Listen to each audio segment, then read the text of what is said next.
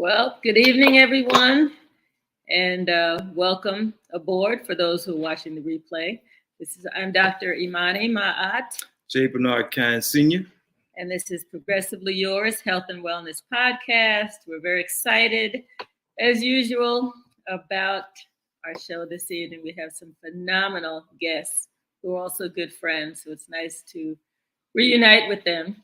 But before we get to that, I'm going to let Bernard do his spiritual opening so that we can get calm, centered, and balanced. Thank you, Imani.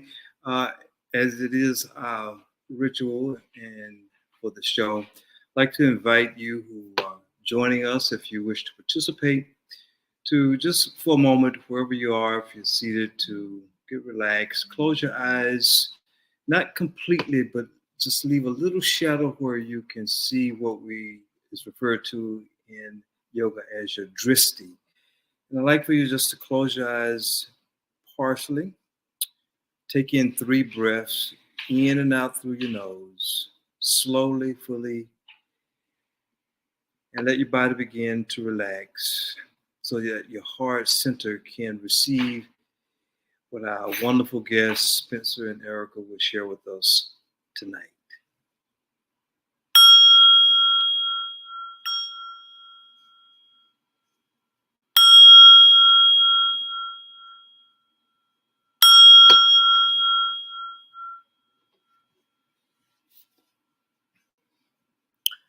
The 10th verse from the Living Wisdom of the Tao. I suspend my belief in opposites by seeing myself in all. Carrying body and soul and embracing the one. Can you avoid separation? Can you let your body become as supple as a newborn child, I should say? In the opening and shutting of heaven's gate, can you play the feminine part? Can you love your people and govern your domain without self-importance? Giving birth and nourishing, having, yet not possessing, working, yet not taking credit, leading without controlling or dominating. One who heeds this power brings the Tao to this very earth. This is the primal virtue. As we welcome the ancestors to be with us, we take these words of wisdom and apply them to our hearts, day to day, moment to moment, breath to breath. Ashe. Ashe. Namaste. Namaste. Amen. Amen. Thank you. That was such a perfect reading for our topic tonight, which is the divine relationship, balancing the masculine and the feminine. And I noticed one of the first things in that reading was, I suspend my belief in opposites. And, I think that's going to be a good segue for our discussion this evening. Mm-hmm. But before we get to the discussion, we're going to share some of our information about health and wellness supplements that are really powerful. There's one in particular, we've got a short video about Impact MVP, which really helps it helps the body in so many ways. Let's just show the video and you'll see why I like it. I don't like taking a lot of things. So this is one thing. It's actually in a liquid form and it's black. It's got a lot of minerals in it and it does not change the taste of whatever you put it in. So I like it for that reason too, because it has no taste. But anyway, let's show that. I'll ask our producers, Janet, if you'd show that video, please. Welcome to the 21st century, the century of the internet, social networks, nanotechnology, and the conquest of space. Health is crucial for a person to develop to their full potential and live happily. Every day, science advances on healing of multiple diseases, and in the field of cellular nutrition, which is the basis of a healthy body, contamination in the air, food, and water, as well as oxidative stress, which accelerates premature aging, is a challenge which is being combated with great effectiveness. One of these great advances is the molecular hydrogen contained in Impact MVP. The molecular hydrogen in Impact MVP is combined with the pharmaceutical-grade, all-in-one proprietary formula designed to literally benefit every organ and cell in the body for optimum health. Impact MVP solves the great challenge of taking many products to benefit every organ of the body.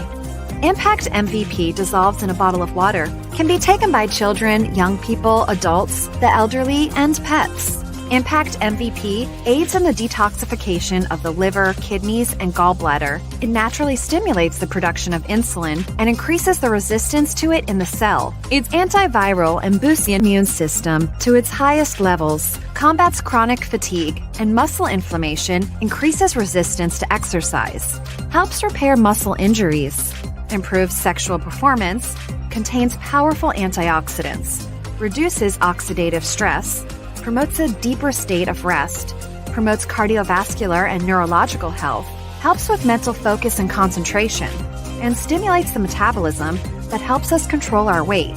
Thousands of studies support the benefits of molecular hydrogen. The science behind every ingredient that makes Impact MVP is solid and proven, but the best test will be the results of the hundreds of thousands of people around the world who will enjoy every day the benefits of Impact MVP. Give your body what it needs, and soon you will see your life improved and you will be happier. Try Impact MVP and start experiencing the advancement of science in your health.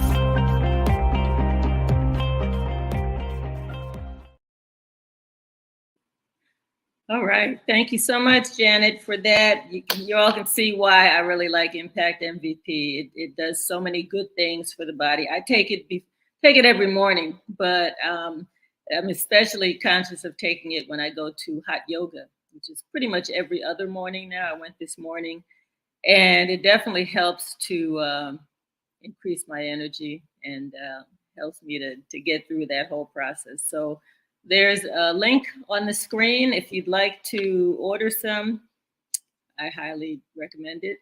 It's impactmvp.com/the + and then lotus flower. Okay. And the other thing I wanted to just remind people from last week, we were talking about a company, Sequoia Lending, that provides funding for real estate purchases as well as for businesses. And they they do a lot of creative financing. So they say when the banks say no, they say yes. So I didn't have the link last week. So this is the link that people can go to. It's my Dr. Imani.seqlending.com. That's Dr. Imani.seqlending.com. And you can always reach out to me if you have additional questions, but that will take you to a site where you can actually get a free consultation about their services, and there's a simple application they have to fill out. Okay, so that's that, and we're going to get into the heart of our conversation this evening. I would like to, I could do an introduction of Dr. Spencer Murray and his wife, Erica Parks Murray, for probably about a half an hour or so. So I'm going to keep it real brief just so that we have time to have a discussion. But Spencer used to work with me and others as consultants at the DeKalb County Sheriff's Office. And he was by far one of my favorite people, one of my favorite instructors there, working with people, changing lives every day. Whenever we had guests come in, I always had, in fact, the sheriff would always ask me, because I convinced him that Spencer's classes were by far some of the best. He would say, "Is Spencer available? I've got some people visiting. Can you think we can go to his class?" And I'm like, "I'm sure we can go to his class." And he always welcomed us and didn't act put off because we were interrupting him. He was quite pleased that that we appreciate it so much what he's doing. So he's one of our amazing guests this evening. Spencer is the co-founder and executive director of No Harm. He is a speaker, writer, minister, and conflict transformation practitioner who specializes in working with men and boys as it relates to unhealthy ideas of masculinity and how these ideas contribute to violence towards self, women, and the community. Spencer is convinced that a man who has true knowledge of self will do no harm towards others. And Erica Parks Murray is the co-founder and board chair of No Harm. In whatever space she finds herself in, she brings with her a passion for disrupting the status quo to build spaces where all of humanity is seen, celebrated, and thriving. As a certified coach, she believes we all have a story to tell. That is so true. Erica recognizes that expanding the definition of violence to include psychological, emotional, and financial abuse opens a space of healing and lays the groundwork for real change. Join us as we welcome both Spencer, and Erica to the show. Thank you. Spencer's time. Spencer, welcome, Erica. Thank you. Thank you so much. Spencer's fine. Please call me Spence. Yes, okay. What Yeah. I always have, and I know, yeah. term of endearment. It's so nice to reconnect with both of you after several years. You know, I know. So fast, and a lot has happened during that time. But Yeah. it's just nice to see that you all are continuing to grow and make changes and work with the community and have an impact. It's so needed, because so many people are sitting around complaining about everything that's wrong, and I know. don't have time for that. Yeah. Don't have time for that. We really have to move forward. Yeah. So why don't you open up with the background questions? Yeah. I always like that. That helps. That kind of helps everyone to warm up. Well, I'm delighted to meet both of you and honored to recognize your historical relationship and friendship. And I'm now indeed grateful to be a part of that union. And I look forward to getting to know both of you through Imani as we beyond this platform as the days move ahead, because indeed we will find ways to continue to work together in areas in which there's a passion for both of you, as I was reading some of the background material. Yeah. Mm-hmm. So before we get into the No Harm and program that you have founded and changing lives, tell for our listening audience, and this is a question for both of you, it's more not a question, but piggybacks on what Erica said in terms of everyone has a story to tell. So there's a foundational, both of you, before you came to No Harm. So could you both tell us briefly about who you are from your early life?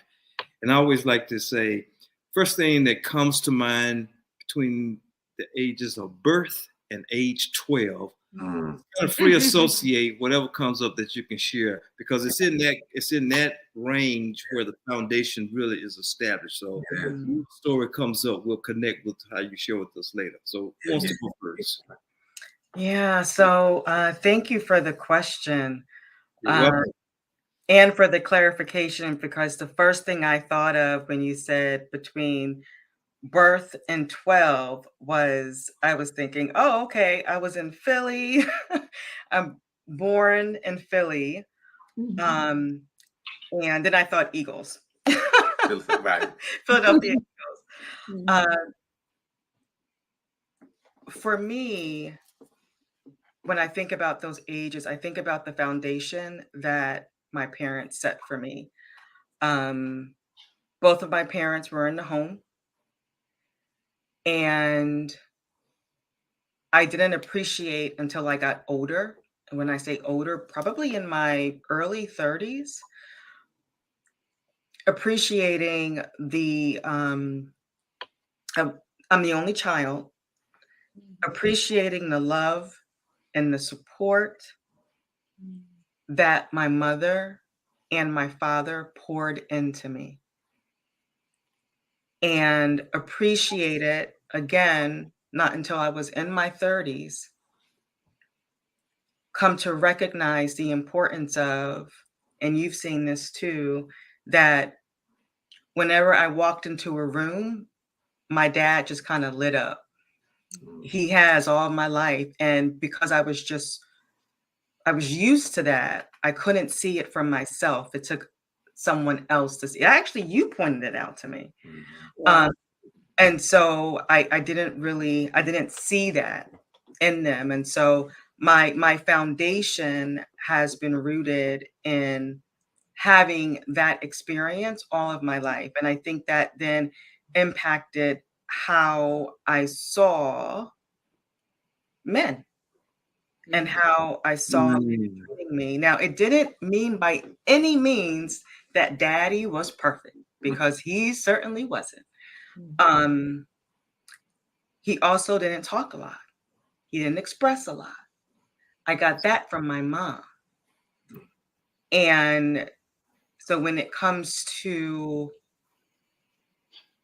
my expectations of a man, it was to be loved, but I thought that men just they simply don't really express themselves.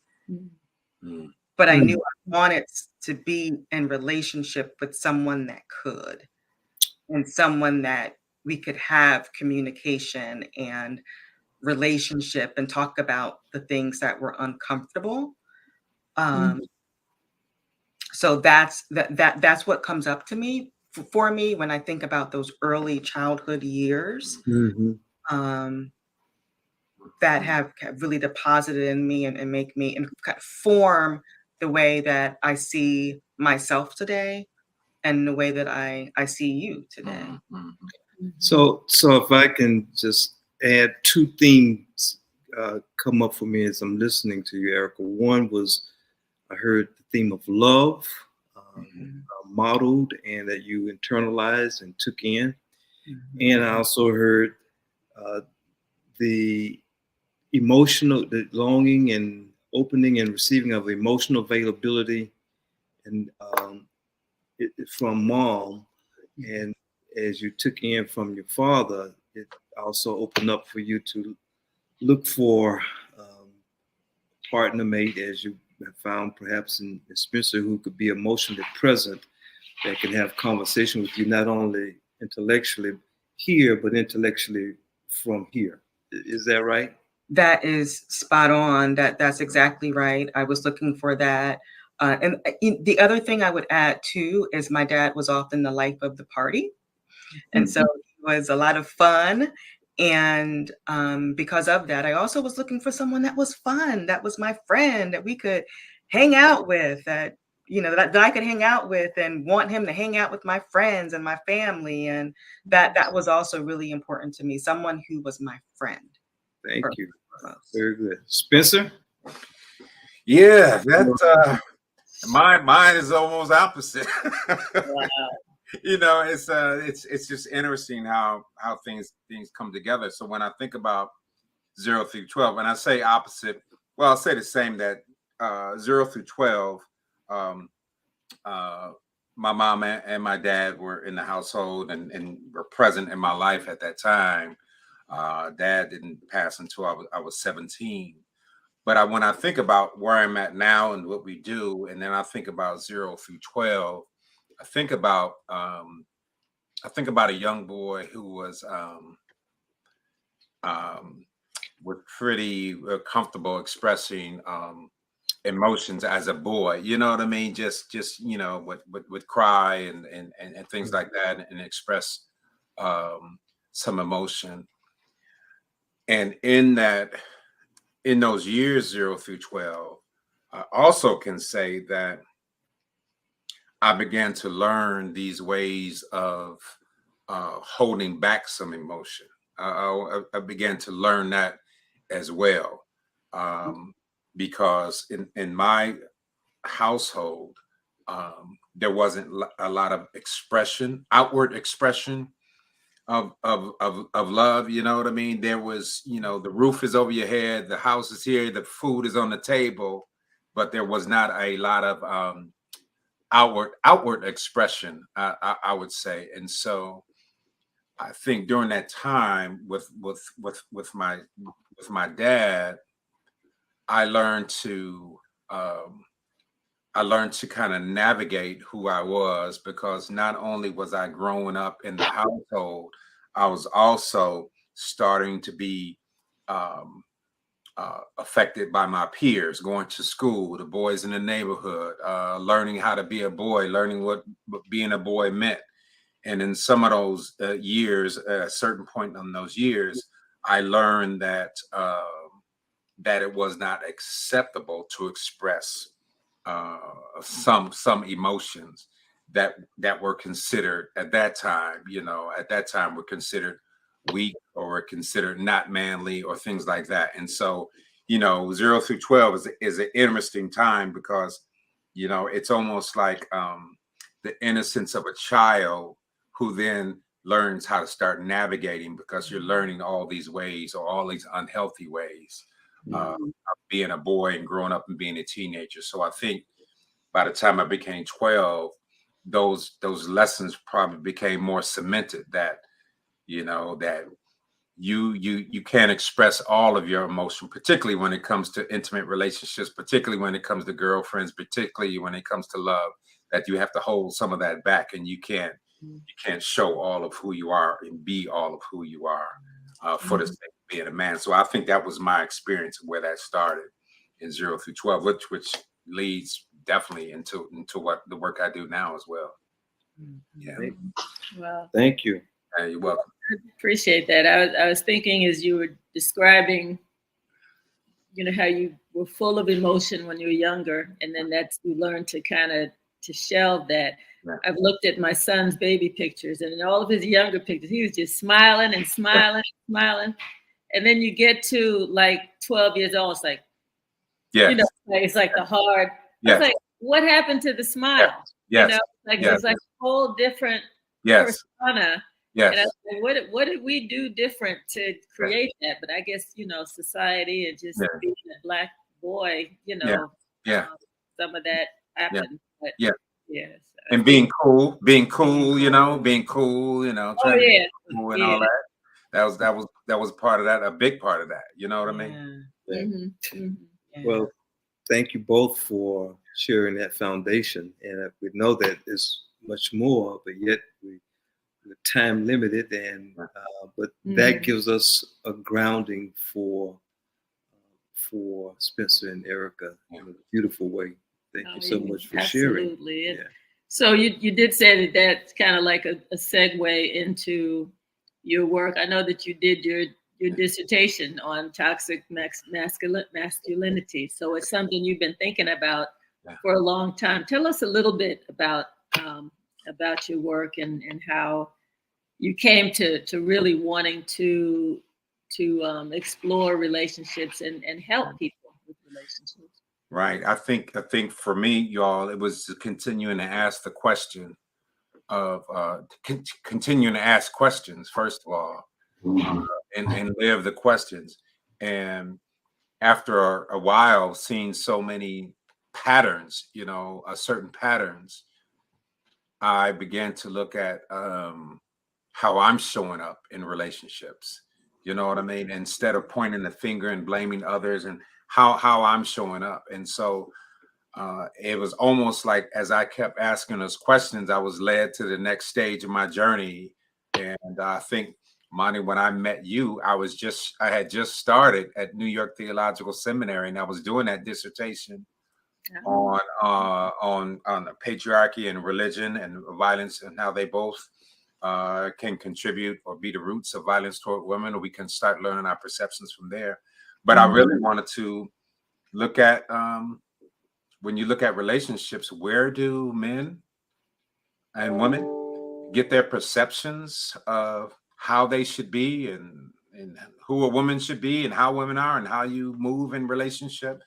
And then one thing led to another. I began to read some literature that I was not accustomed to reading. I read, and particularly Black feminist literature. Mhm. And it began to open my eyes. It's like I began to see through a whole different lens. Mhm. I was only seeing through the lens of my own lens and my own pain, my own experience.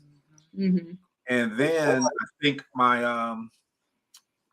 always had a spiritual nudging to know who I am, right? And that's some of the work I did at the jail, helping men to Mhm. know who they are, whether that was, you know, didn't have to necessarily be in a church or in a religious setting, but who are you, and kind of transforming who you are. And so that led right to that, right? And so as I began to see and look back and do some of the healing, look back on relationships and look at patterns, I could really see how many of the ideas of who I thought I was supposed to be was externally imposed upon me. Mhm. That I wasn't inherently bad, you know what I mean? I wasn't in it. I was taught and indoctrinated and socialized into being a certain way. And that saying that says, I grew into the mask. I was wearing the mask, and then I Mhm. grew into it and became who I was. It became who I was, and that's who I thought I was. You know what I mean? And um, So, fast, yeah, fast forward, go ahead. it led me into doing what I'm doing. And Okay. that led into the dissertation, and the Mhm. rest is history. Continue to do this work. Continuing to do this work. Okay. And so, Erica, when you and Spence met, which phase was he in of the self discovery? And I mean, that's personal, but I Oh, mean, yeah, just no, No, good question. it's a really good question Yeah. because he's always been a seeker. I mean, so when he and I met, that's where we met, and just appreciating that doing work on yourself, Mhm. and that in order to be in a healthy relationship, you come whole. You don't come, this is my better half. You come Right. whole. And so he's always, at least from our conversations and what I've seen and what I've talked to other people, he's always been a seeker. What has changed is that when we first got together, I'd say the first couple of years or so, I know that I've always been big on looking at the messages that are coming our way through um, that tube, the television or marketing and videos and music and all these things, and how women are seen as a lot of times we're seen as objects and not fully human. And so I would point things out like, do you see that? Do you see that? Now, why do they have to do that? Like, I'm just, da, da, da, da, da. And he got to a point where he could resonate with what I was saying and that he could stop and really hear me Mhm. and understand what I was saying. And so I started to see a change in not just feeling like, he hears me, he understands, but he sees me Mhm. and he sees women differently. And he sees the kind of the roadmap to what led to that. And then when he started really got his dissertation and started doing some real boots on the ground work, Right. up the sleeves work on himself, I started to see that our conversations changed, and that he was so much more vulnerable and open and willing to be expressive and willing to shed a tear at the drop of a dime with what he's feeling, more expressive with his emotions, not just with us, but just emotions. Period. Mhm. Just Mhm. emotions, not trying to. Dumb 'em down. Yeah, yeah. And so I've started to see that more and more and more. And now and now he's an advocate, and now we're co-founders of No Harm. Who knew? Right, right. That's amazing. Yeah, and that's a nice transition into telling us about No Harm. Yeah. Mhm. The reading that you did, Bernard, at the beginning was Right. amazing.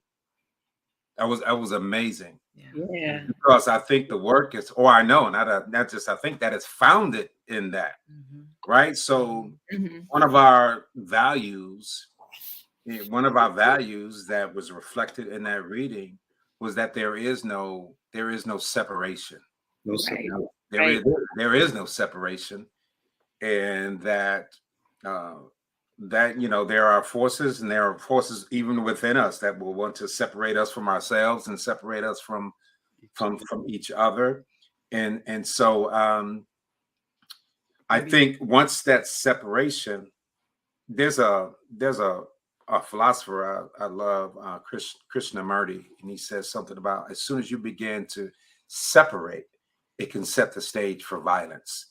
Because as soon as you separate, that whether you separate yourself by gender, whether you separate yourself by race, whether you separate yourself by religion, separate your beliefs or whatever, that that separation can begin to set the stage for harm, because it sets up this one against the other. Just what that reading said, the opposites, right? It sets that up.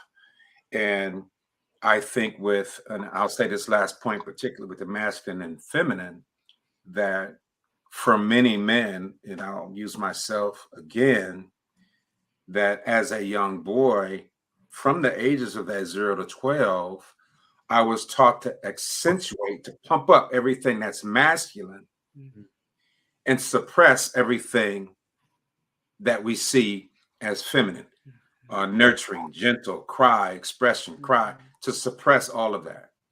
And so I always believed that that causes a separation within self. Mhm. That you're separated within. You have suppressed half of your humanity Right. for the sake of manning up and being a man. But yeah, and what happened was that it caused me a lot of pain that I did not know how to give voice to. And so I think that part, and I've seen this in a lot of men I work with, I certainly have seen it in myself, the part that you suppress, because young boys, and I talked about a young boy going on the playground, once he starts socializing with his peers and other boys and gets into sports and all those things, boys get rewarded for the manning up. They get pats on the back for manning up, and they get punished for showing anything that is outside of that norm of being a man. So they get punished for crying. They get punished for doing anything that looks weak. And so that makes one want to continue to put this mask on of masculinity and wear that mask. And so it almost becomes a self-hatred. It's like you're pushing part of yourself down. And I think it can manifest as violence toward first yourself, and towards women and girls and anybody who doesn't that norm. You know what I mean? And then and hence, because of those reasons, we started No Harm, which actually stands for the National Organization for Healing and Redefining Manhood. Yeah. National organization. Say it again, Erica. National. Yep, the National Organization for Healing and Redefining Manhood. You kept, Spencer, you continued to use the word mask. Yes. And I'm smiling because it reminds me of one of my favorite songs by Earth, Wind, and Fire. And I didn't know that why I was so in love with this song, because it was not one that you would party and dance to. You may recall The World is a Masquerade. And Maurice, the way he sings that with so much passion, that we have to remove the mask so that we can get to our inner self. And Howard Thurman placed great emphasis on that. And in his message of growing in love, which is the theme that you all have introduced up to this point, growing in love of myself. That's right. And one of the things he talks about in that piece is that that I have to work through all of these images. That's right. These images. And it is a particularly difficult and perilous route to get to know oneself. Yeah. And so separation that I was connecting with, as you were saying, was this first separation is with myself. And so how do I keep this congruency within me as I'm developing relationship with me and therefore with the other? Yes. So thank you for the world is a masquerade, and we are having to find ways to transform it.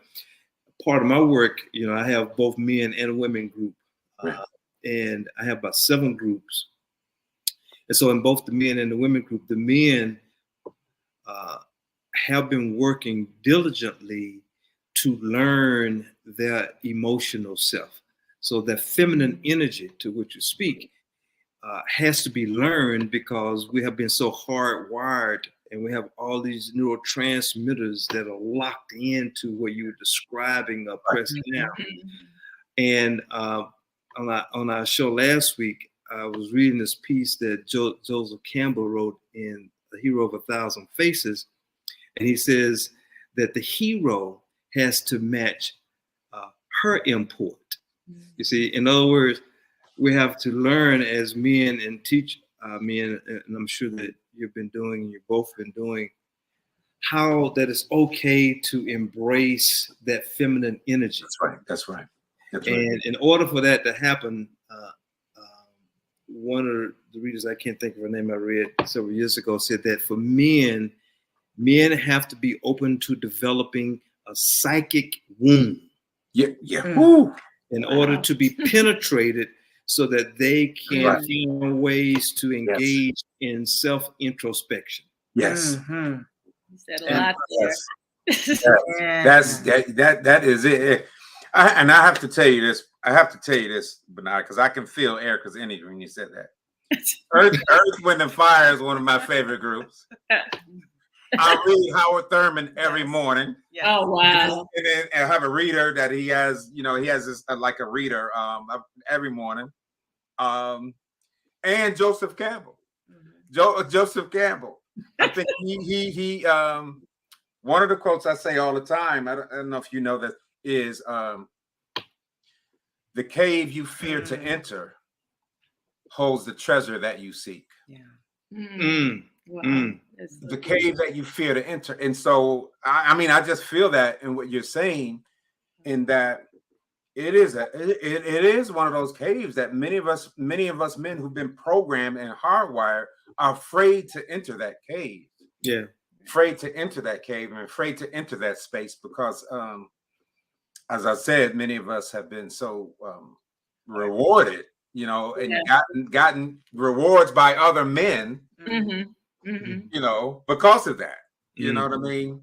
And so, that is the foundation of our work, and healing. And this is why, Amani, when I left the jail, I think this is when I really started looking at not just men's healing, men's transformation. I was always into that, but particularly how those notions and ideas had harmed or were harming women. You know what I mean? We could talk about harming ourselves, but now I began to look at too, on this part of the journey, how they harmed women. I was just beginning to look at that, and so that part was really eye-opening for me, because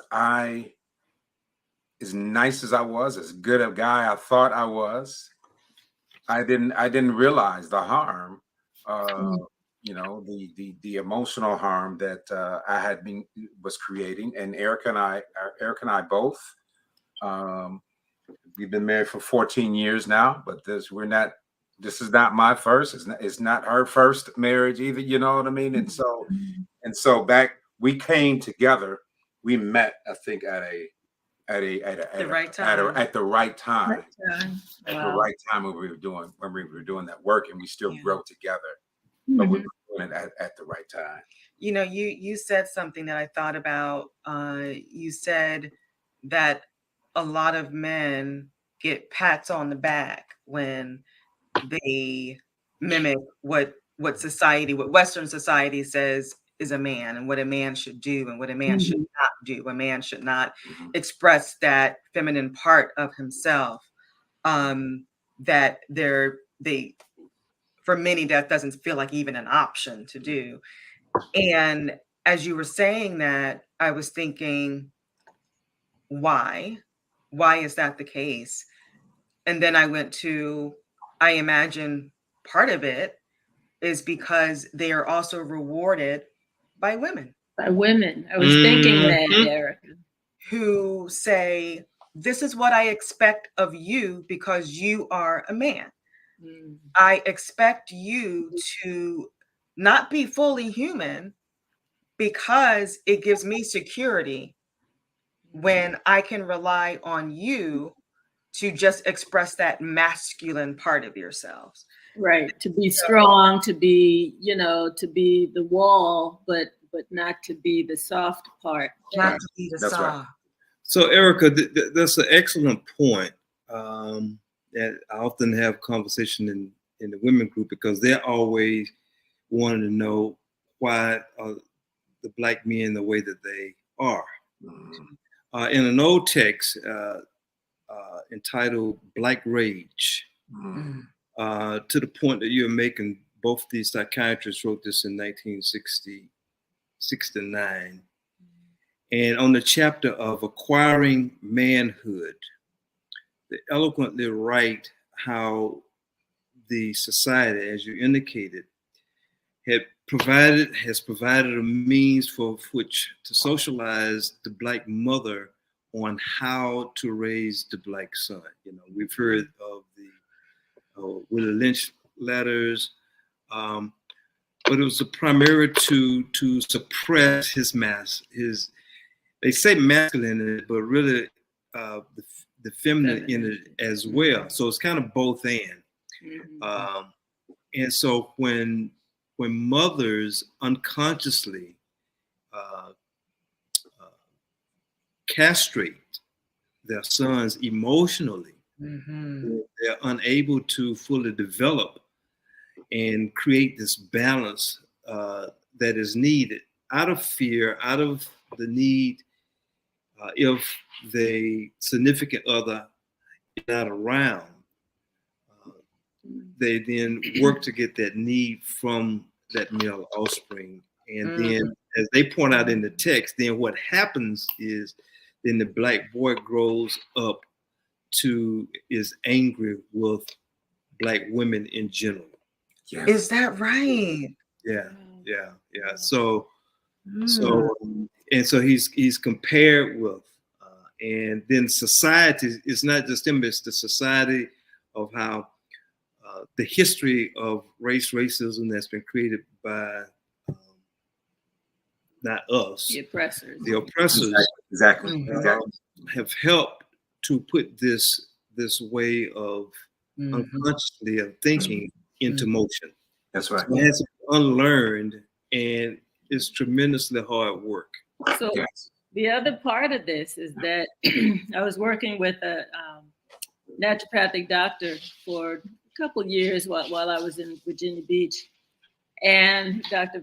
Michael Vincent, wonderful person, and he does a study of epigenetics, which is what's carried over in our DNA. So in addition to the socialization, we have things, he says, in our long bones that have nothing to do with us, but to carry over from, it could be 7 generations back. Yeah, we're carrying. So when we talk about unpacking stuff, it's not just our stuff; it's our ancestors' stuff. That's right. They did relationship. That's right. You know, I mean, the whole thing of beating kids, is something that it came from slavery, but then Black folks were big into this beating thing to correct behavior or to protect kids from others that might not appreciate that, behavior if the kids are out on the street doing something.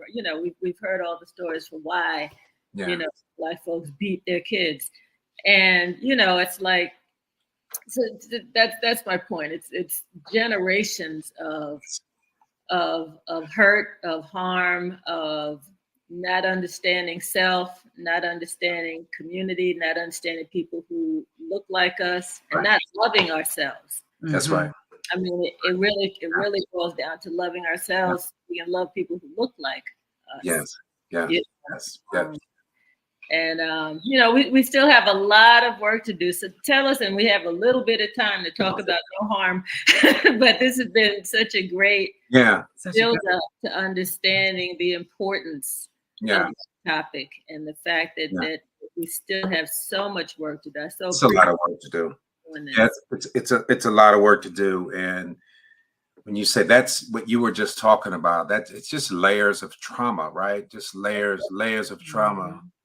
I remember quickly you were talking about a book, and I can't remember the name of the book, but we're talking about during when the enslaved were emancipated, so to speak, and that the Freedmen's Bureau was supposed to help those who were freed from slavery or whatever. And so the women, when the formal enslavement period was over, women who were in the fields, right, in the fields doing the work as well, wanted to go back and take care of their children, take care of the home.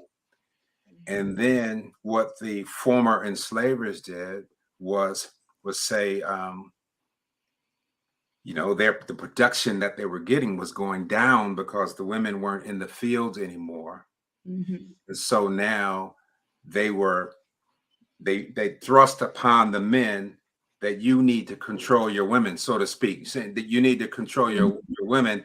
And now your production and your pay is going to be based on what she does and having her come back. And so it set up this, it set up this, you know what I mean? It set up this tension of I have to control you, and now you know our pay. You know, it's just so many layers of this trauma historically. And so I think one of the first things we do, well, and one is not more important than the other, but really set up these healing spaces for men, healing and wellness spaces for men to come in and be vulnerable. And you know, the no harm hour. We do it for teens. We're going to do it for teens and do it for men. To really share our stories, as you talked about, and talk about that vulnerable and support each other, and move from this idea of competition to cooperation, whatever these Western constructs have been, to move into this idea of oneness. You know, and so with no harm, we are going to have, and we have those spaces, no harm hour, going into schools, talking to young men, violence prevention work in schools, and really tying it into these ideas of power, you know, which you know, and we certainly have this big debate about guns and everything, you know what I mean? This power, what power is, you know what I mean? And turning from this external to internal power, as Bernard was saying. So, and Erica, you know, when you talk about working with and talking to mothers about how you raise your sons for gender justice or for peace as well. And there's a few other things too, but that's what no harm is about, going into all those spaces, reconstructing those ideas. And sometimes you have to go back and like we did at the cab, uncover, recover, still that, and uncover, recover, discover. It's the same thing. I was just, as you were saying that, Spence, we have organically seen an uptick in people, schools reaching out because of the violence in school. And just here, we're in Atlanta, so local to Decatur, there was one particular school that you were working with that just within what, two weeks? 2 months, within about 6 to 8 weeks. 6 to 8 weeks. Yeah. You can tell us. Yeah, 13-year-old, you know, the 13-year-old got gunned down at just coming out of a skating rink. Some weeks later, a 14-year-old at the school committed suicide, and so Same school. the same school. And so it's moving from, it's really holding spaces, and we don't, and you all know this, in this society, we often don't hold space for grief. Mm-mm. And to be able to process it, we give people 2 days off work, and then you can go to the funeral, and then that report is due next week. You know what I mean? Right. And so, but people are still working with, with grief and trauma that must be addressed. That must be addressed. So creating spaces for that is really important.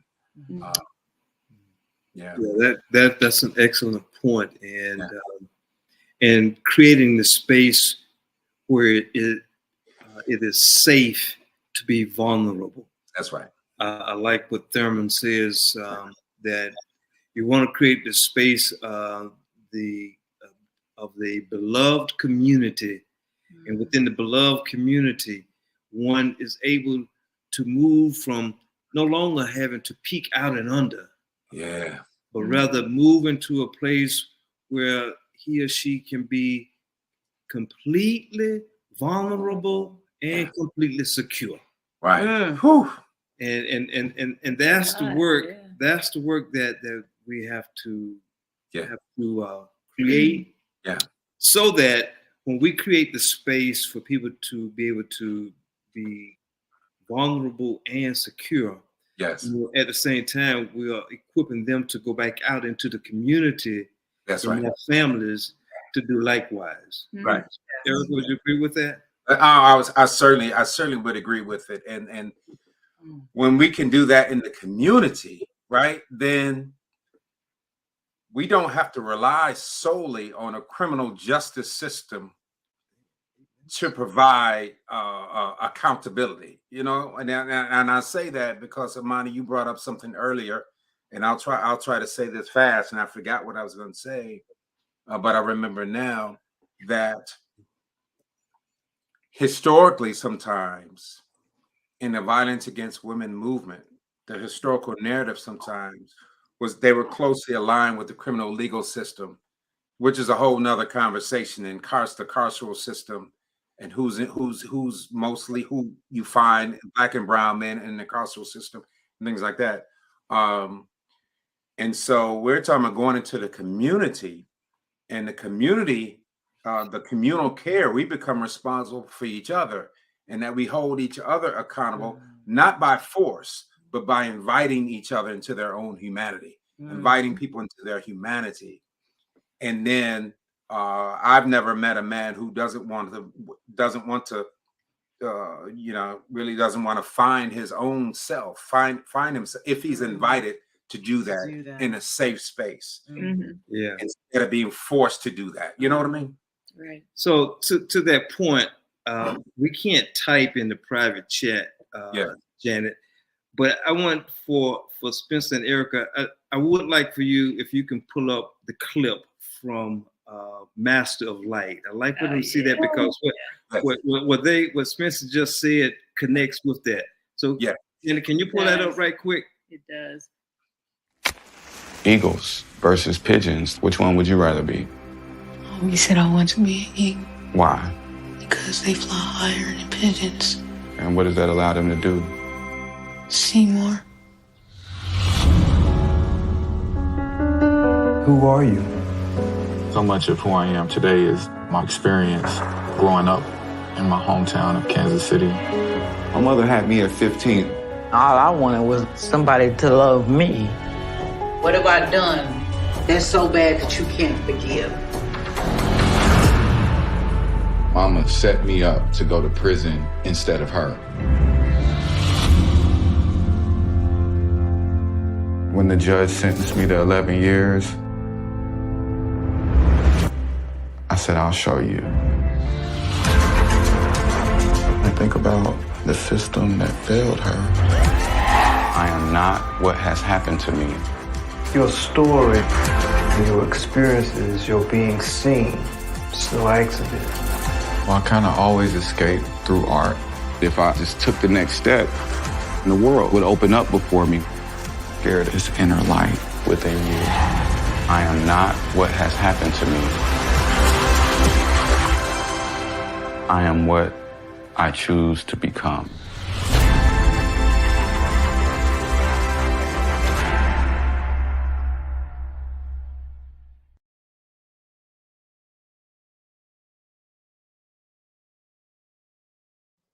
Wow. Powerful.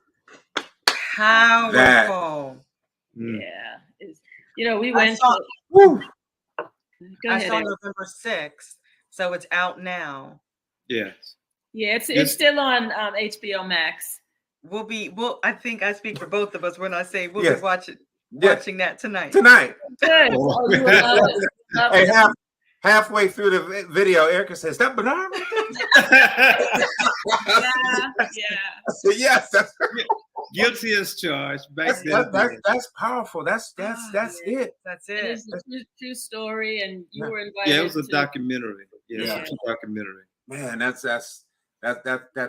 powerful, and that is, and I think when you heal people, you heal men and women, you heal a community, you heal a world, Oh, That's it. absolutely. No, that's powerful, and that's inspiring for the work that we do. That is the work that Right we do. there. Oh yeah. Master of Light. Yeah, Yes. yeah. We came in the springtime.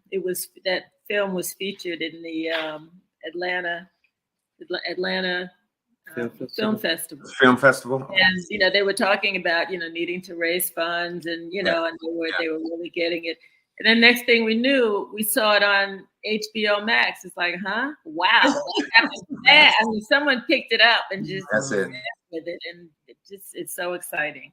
It is. Because you know what? I think it's always been the time, but I think the world is ready for it. Yeah. I'm hearing more and more on if not a daily basis, definitely on a weekly basis, when I'm hearing from women and men the importance of being fully human. And they don't necessarily use these words as far as honoring both your masculine and your feminine. Right. But that's basically what they're saying.